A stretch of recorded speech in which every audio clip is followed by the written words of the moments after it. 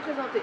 Alors Tanguy Farrugia, entraîneur de boxe de haut niveau, et dernièrement Dieu a encore mis une cartouche en disant que j'ai été prof de PS et politicien en même temps. Peux-tu nous dire de quoi tu vas nous parler? Alors, je vais raconter ma vie, comment Dieu a touché mon cœur. Parle-nous un petit peu de ton enfance. Voilà. Alors mon enfance, déjà je suis né avec le cordon médical autour du cou, d'après ma mère. Je suis né bleu et j'ai mis plusieurs minutes pour pleurer. Déjà c'est le premier miracle que Dieu a fait dans ma vie. J'ai eu une enfance, on va dire, à peu près normale jusqu'au CE1. CE1, la naissance de ma sœur, en plus ma sœur est née avec un trou dans le cœur. Donc c'est pareil, elle non plus, elle ne devait pas vivre. Et tout l'amour de mes parents se dirigeait vers ma sœur. J'ai commencé à avoir des problèmes à écrire. Je ne sais pas pourquoi, mais je pense qu'aujourd'hui, si j'avais pas eu ça, j'aurais pas connu Dieu. J'ai commencé à avoir des problèmes à écrire.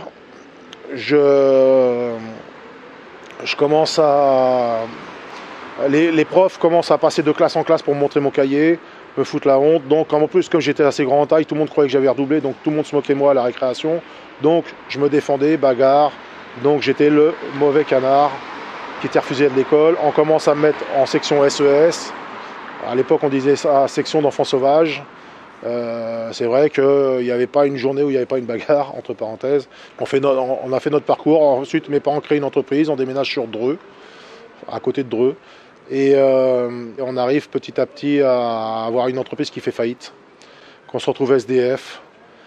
Et comme les professeurs me rabaissaient, je rentrais chez moi, je prenais des claques parce que mes parents disaient aussi que j'étais feignant. Et c'est bien plus tard que j'ai découvert que j'étais dyslexique. Voilà, là-dessus. Mes parents, ils ont une entreprise qui fait faillite.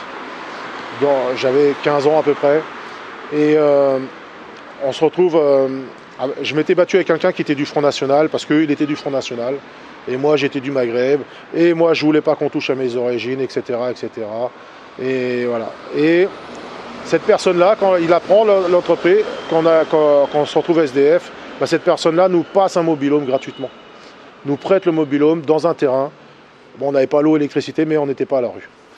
Et voilà, comme quoi il ne faut pas juger les personnes, même si mon cœur a été durci à ce moment-là. Cette personne-là, malheureusement, est décédée. Je n'ai pas pu lui parler de Dieu, mais voilà, cette personne-là nous a rendu quand même fièrement service pendant plusieurs années. On se retrouve, je déménage chez ma grand-mère sur Trappes, à 16 ans. Je commence à travailler en apprentissage. Et pareil, j'ai des problèmes, comme je suis dyslexique, j'ai commencé à avoir des difficultés à écrire et tout ça. Donc pareil, on se moque de moi, donc voilà, on refuse de moi. Mais je commence à faire des amitiés avec les ravageurs à l'époque, parce que bon, mon père était très connu dans le milieu de la boxe. Et était videur de boîte de nuit aussi. Et donc, avant de créer sa société, donc beaucoup de gens le connaissaient et tout le monde respectait mon père. Donc, je commence à faire ces copinages avec ces gens-là, les ravageurs. Donc, je traînais avec les gens qui avaient 5-10 ans de plus que moi. C'était les Black Dragons, c'était des gens, c'était des bagarres. Tout était bon pour gagner de l'argent, des vols. Voilà, on arrivait dans le centre commercial et c'était pas du vol. On prenait, on se servait. Les agents de sécurité, ils bougeaient pas. Voilà, donc on était chez nous, quoi qu'il se passe. Et cette ambiance-là me plaisait, on arrivait, on faisait nos problèmes. Et un jour, j'ai dit, bon, j'arrête ces bêtises-là, je vais travailler. Et quelques jours après que je trouve un travail, j'ai une voiture qui me rentre dedans, qui crame un feu rouge.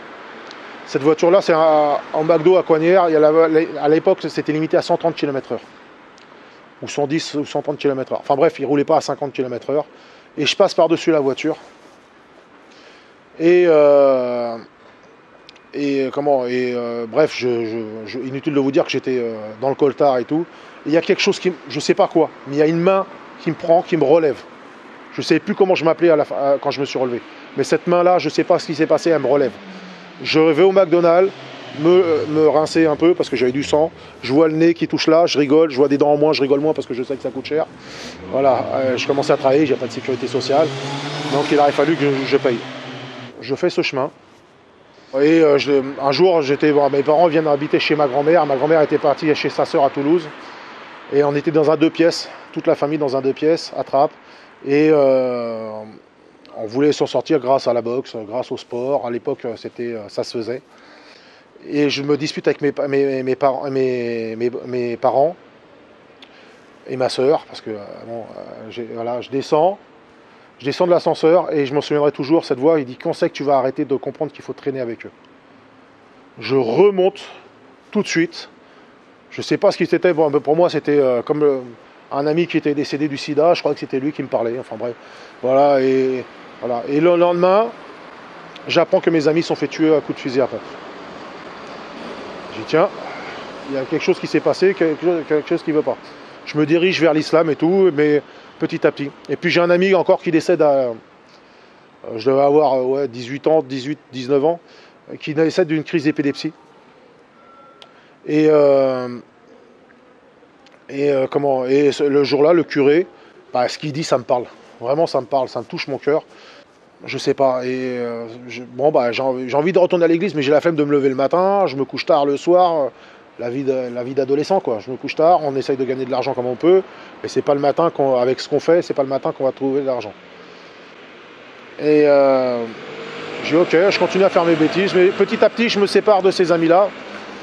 Même si on faisait des baskets, on faisait pas grand-chose de méchant, on jouait au basket, on faisait le monde, on prenait un vélo qui passait pour le revendre, enfin voilà. On va pas tout raconter, voilà. Et bon, j'ai décidé d'arrêter de traîner avec eux, de refaire mes fréquentations, tout ça. Hein, j'avais beaucoup de copines, je me croyais beau gosse, j'arrivais, je draguais. Puis un jour, il y a une fille qui me dit, en draguant dans le train, qui est devenue ma femme, et qui me dit, est-ce que tu veux venir à l'église? Je dis, ouais, pourquoi pas, ça me parle. J'arrive, je vais à l'église, j'arrive. À l'époque, c'était dimanche après-midi, c'est ce qu'ils appelaient l'évangélisation. Et j'arrive et ouais, ça me parlait. Je sors de la réunion, il y a un mec qui vient me parler, je dis ouais, je parle avec lui, moi je parle avec tout le monde. Hein. Est-ce que tu connais Dieu, machin? J'écoute, non, moi j'arrive, je suis dans le sport, je suis entraîneur, je suis passé entraîneur, je suis réputé, ah mais c'est nul la boxe, toi t'as tort, moi j'ai raison, moi je suis chrétien, c'est nul, comme ça. J'ai dit, ah d'accord, super la relation, il est un peu perché celui-là, tu vois. Et il me dit, viens, on va prier ensemble. J'y vais par amitié, on va dire, pour lui faire plaisir. Mais j'avoue que cette prière-là, j'ai senti quelque chose qui me pénétrait. J'ai senti quelque chose qui s'est passé. J'ai commencé à me poser plein de questions que je ne me posais pas avant. Énormément. Et on commence à parler de la Bible à la télé. Avant, je sais pas, dans les informations, on n'en parlait jamais. J'ai allumé la télé, je tombais toujours sur des reportages comme ça. J'ai dit, tiens, c'est bizarre. J'ai dit, mais moi, je veux être musulman parce que tout le monde me parle que leur femme, c'est la meilleure du monde. Moi, j'ai envie de devenir musulman parce que leur femme, c'est mieux que nous. Voilà, je vais pas tout raconter ce qu'ils disaient à l'époque. Voilà. Et cette voix qui me dit, non, ne fais pas ça, tu vas regretter. Je dis, ah bon? Et moi, je ne vais rien faire de mal, Puis je retourne à l'église, le pasteur sort ma vie. Je dis, 2 fois, 3 fois, 4 fois. Je dis, bon, je ne vais plus à l'église. Je ne sais pas qui c'est qui lui a raconté quoi que ce soit sur moi. Parce que même pas ma copine de l'époque, parce que je me faisais passer pour quelqu'un d'autre. Donc, il ne pouvait pas savoir ça. Je dis, mais qui c'est qui a pu lui dire ça? Qui connaît qui? Parce que c'est dans une église assez, on va dire, assez bourgeoise. Où les gens n'avaient pas de problème d'argent comme moi j'avais à l'époque. J'ai dit comment cette personne-là peut sortir des choses comme ça. Et puis je demande encore à Dieu des signes. Dieu me répond à travers la bouche de certaines personnes qui ne sont pas non plus musulmans, qui ne sont pas chrétiens, et qui se servent même des musulmans pour me parler. Je dis pourquoi pas, Seigneur, c'est quoi la vérité? C'est Jésus, Mohamed, qui est la vérité. Je me balade dans le métro, à l'époque je travaillais à Haussmann, et il y a quelqu'un qui sort du métro qui dit Jésus va revenir. Et vous le savez.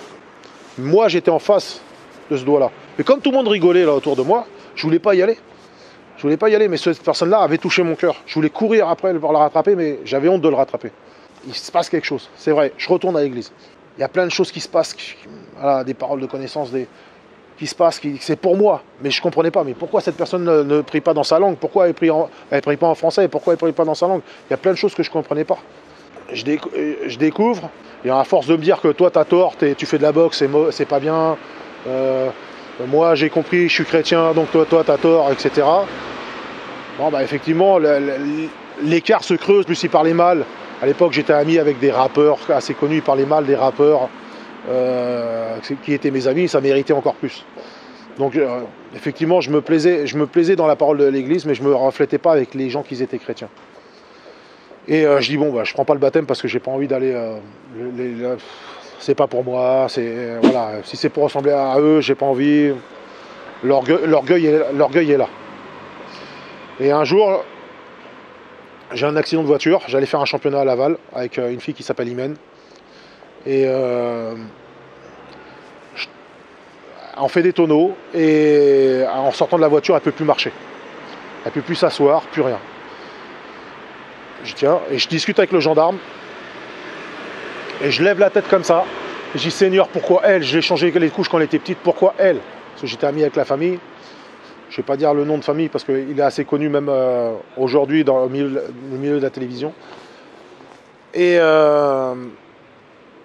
je m'effondre par terre en larmes. Le gendarme qui est en train de me parler il me dit bon écoute, on va regarder si t'as pas fumé, si t'as pas bu, tu veux faire l'alcotest, fais-moi tous les tests que tu veux, ça me dérange pas. Et 2 heures après on sortait de l'hôpital. Dieu avait bougé. Dieu avait agi. Voilà. Cette voix-là, je ne sais pas si je l'ai dit, mais elle a dit t'inquiète pas, je m'occupe de tout. Je dis tiens bon ok, je dirige vers le baptême. J'arrive, mais je ne sais pas pourquoi, hein, mais j'arrive, je prends le jour du baptême, je ne fais pas les entretiens du baptême et je dis Seigneur, si tu veux que ça soit ta volonté que je me baptise, fais-le. C'est le moment, il y a les baptêmes cet après-midi, pourquoi pas moi? Et ce jour-là, le pasteur il vient me voir, qui ne voulait pas me baptiser. Il vient me voir, il dit Tanguy, est-ce que tu veux te baptiser? J'ai dit c'est le moment, il faut que je le fasse. Bah, si tu veux, il y a une autre section après. J'ai dit non, je vais le faire maintenant. Bon, je continue à faire mes bêtises. Je vais voir, mais je sais pas pourquoi, je vais voir le pasteur. J'allais en Italie, je m'en souviens encore, et j'allais voir et il me dit, écoute, je vais en Italie. À l'époque, c'était 70 francs le billet d'avion, 70 euros, je ne sais plus si c'était les francs ou les euros. Et j'ai dit, écoute, je peux payer à quelqu'un qui n'a pas d'argent, si tu veux, un billet d'avion qui vienne avec nous. Bon, c'est pour la boxe, mais ça lui permettra de voir un peu la mer, un peu de... comme ça. Puis il me dit, écoute, t'as pas compris encore. Reste. Non, c'est pas comme ça que ça se passe. Assis-toi. Ah bon? D'accord. Alors ça m'a blessé dans le cœur. Je décide de changer d'église. Et là, je retrouve un copain. Je savais pas qu'il était chrétien. On arrive, on parle. On se parle petit à petit. Je me convertis. Il y a des choses qui se changent en moi. Vraiment qui se changent, qui se reflètent.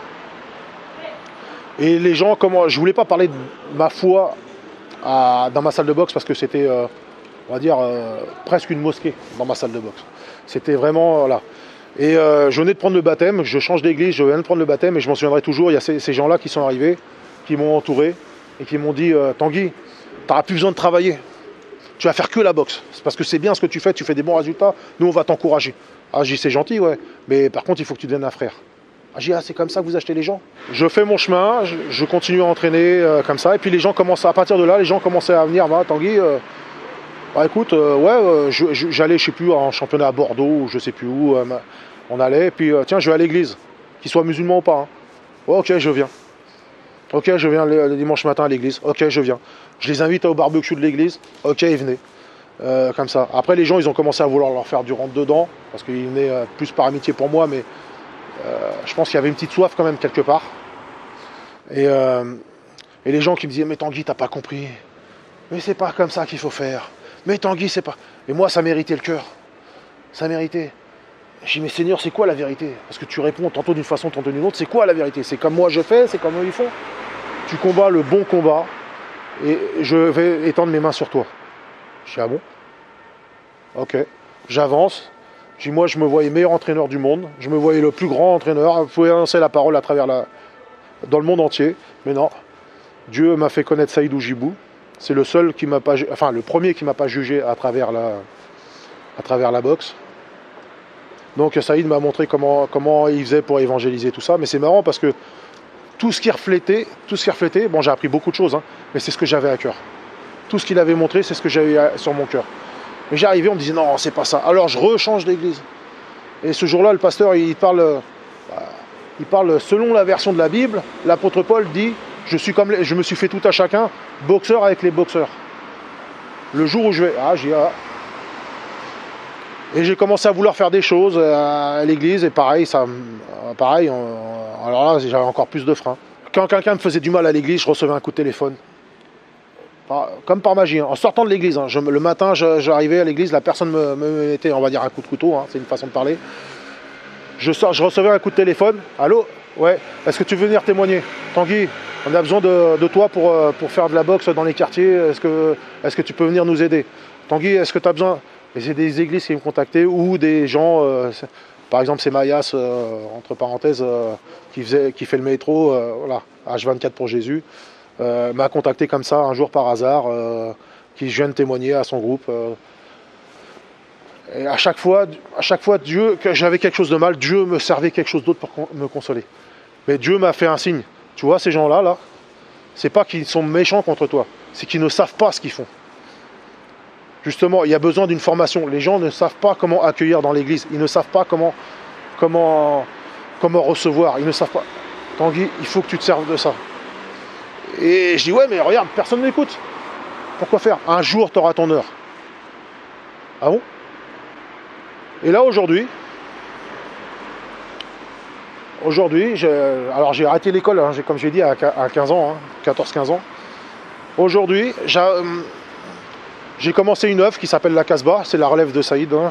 On a repris le même contexte qu'on a créé dans le 78. Ma vision, c'est pas là où je suis, c'est d'aller sur Trappes. Mais il faut bien commencer quelque part, sinon on fera rien. J'ai commencé La Casbah. J'ai eu mon diplôme, Bac plus 2. Je ne sais pas comment j'ai fait pour l'avoir. Si c'est pas Dieu qui me l'a donné, il faut m'expliquer. J'ai eu, comment on appelle ça? Je suis prof de PS avec mon brevet d'État. Je suis aujourd'hui même élu à une mairie. Je ne vais pas donner de nom parce que j'ai envie de rester un petit peu anonyme. J'essaye de me servir de ça aussi pour aussi me témoigner. Le premier jour où je vais voir, à l'époque la personne n'était pas le maire, j'arrive à l'entretien, je témoigne. Je ne sais pas pourquoi, jamais il me prendra, je témoigne, j'arrive, il vient me chercher pour la boxe, et moi, enfin pour le sport, et moi je annonce la parole, il va me prendre pour un fou, jamais il me prendra. Le lendemain, il m'envoie un message, il me dit Tanguy, est-ce que tu veux venir avec nous, oui ou non? Voilà, aujourd'hui je suis conseiller à la mairie. Voilà, franchement, j'ai arrêté l'école à 14 ans, je me voyais ranger les rayons, aller serveur chez McDonald's. Je me voyais jamais faire ce chemin, ni en entraîneur de boxe. J'ai fait entraîner des champions du monde. J'ai eu des champions d'Europe, des champions du monde en boxe. Jamais j'aurais cru que j'allais faire ce chemin.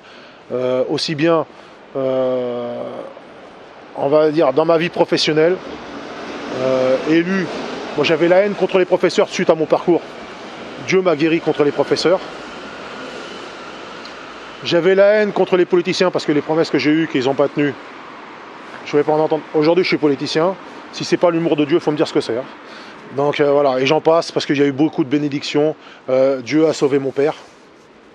Dieu a sauvé mon père. Il a vraiment été chercher au fin fond. Je ne peux pas tout raconter là, mais il a été chercher mon père très loin. À la veille de sa mort, mon père s'est converti. Il y a eu encore des choses spirituelles qui sont passées là aussi. C'est grandiose. Vraiment, Dieu, dans ma vie professionnelle, je suis marié, j'ai 2 enfants. Je suis heureux. Je ne vais pas dire que je suis parfait, il y a une vie parfaite. Ma femme, elle voudrait qu'on ait un château avec la piscine et tout, je ne peux pas lui donner. Mais voilà, quoi. Je ne suis pas riche, mais je suis riche en Christ.